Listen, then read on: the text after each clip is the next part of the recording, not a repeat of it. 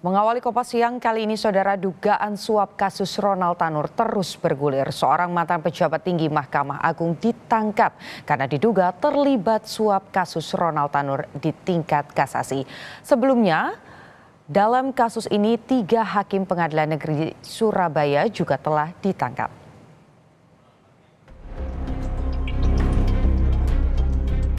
Kejaksaan Agung menetapkan mantan pejabat tinggi Mahkamah Agung Sarof Richard sebagai tersangka. Sarof diduga menerima suap dari Lisa Rahmat, kuasa hukum Ronald Tanur, dalam penanganan kasus pembunuhan Dini Sera di tingkat kasasi.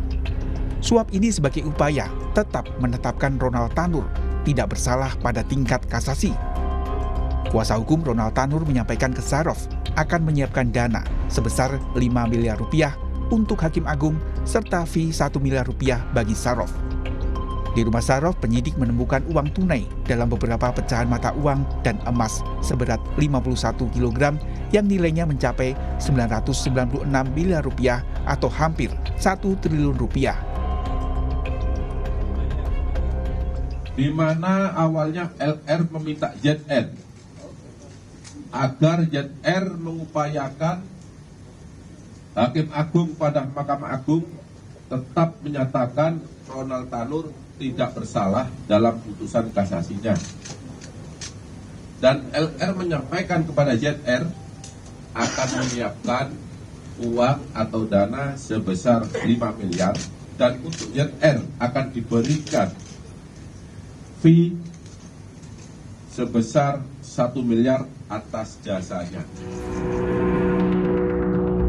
Sarof Richard memulai karir di Mahkamah Agung sebagai staf biasa sejak tahun 1989. Sarof pernah memegang sejumlah jabatan penting di Mahkamah Agung, seperti Direktur Pranata dan Tata Laksana Perkara Pidana, dan terakhir menjabat sebagai Kepala Badan Penelitian, Pengembangan, Pendidikan, dan Pelatihan Hukum dan Peradilan.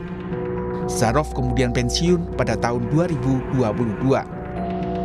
Di luar Mahkamah Agung, Sarof juga pernah jadi pengurus PSSI dan jadi produser film Sang Pengadil. Kasus ini bermula saat Ronald Tanur, terdakwa kasus pembunuhan Dini Sera, dibebaskan dari segala dakwaan oleh 3 hakim Pengadilan Negeri Surabaya pada 24 Juli 2024. Namun di tingkat kasasi, Mahkamah Agung menjatuhkan putusan hukuman 5 tahun penjara bagi Ronald Tanur. Atas nama terdakwa Gregorius Ronald Tanur, anak dari Irwar Tanur, pada tanggal 22 Oktober 2024, 1 hari sebelum Kejaksaan Agung melakukan proses hukum terhadap 3 oknum hakim Pengadilan Negeri Surabaya tersebut, menjatuhkan pidana kepada terdakwa, oleh karena itu dengan pidana penjara selama 5 tahun. Eksekusi segera dilakukan usai Kejari Surabaya menerima salinan putusan kasasi dari Mahkamah Agung. Meski demikian, Kejaksaan mengaku sudah berupaya mencari dan melayangkan surat pemanggilan untuk Ronald Tanur. Kejaksaan menyatakan telah berupaya mencari Ronald Tanur dan telah melayangkan surat pemanggilan sebagai saksi. Untuk Ronald Tanur dalam perkara ini akan kami panggil sebagai saksi. Sebagai tambahan, tadi malam kita lakukan penggeledahan di rumah orang tua Ronald Tanur. Saat itu kebetulan Ronald Tanur tidak ada di tempat, namun demikian kami panggil, kami cari untuk dimintai keterangan sebagai saksi. Jadi Ronald Tanur belum sebagai tersangka.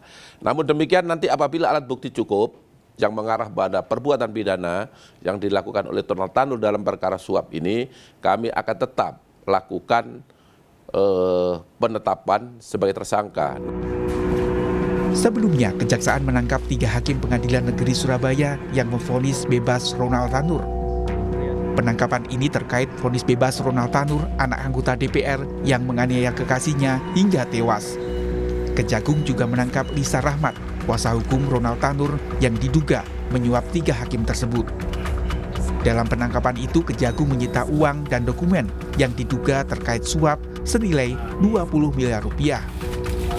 Terkait penangkapan 3 hakim ini yang diduga terlibat suap, keluarga korban Dini Sera Afriati lega.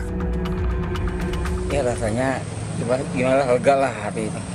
Yang dulunya itu kecewa, sakit hati. setelahnya mendengar dulu pertama kali itu katanya divonis bebas, tapi sekarang ini udah lega lah.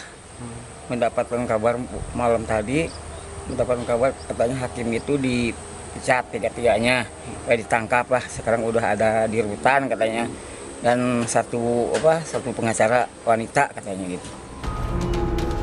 Hingga saat ini Kejaksaan Agung masih terus mengembangkan perkara vonis bebas Ronald Tanur. Dan bukan tidak mungkin akan ada tersangka baru. Tim Liputan Kompas TV.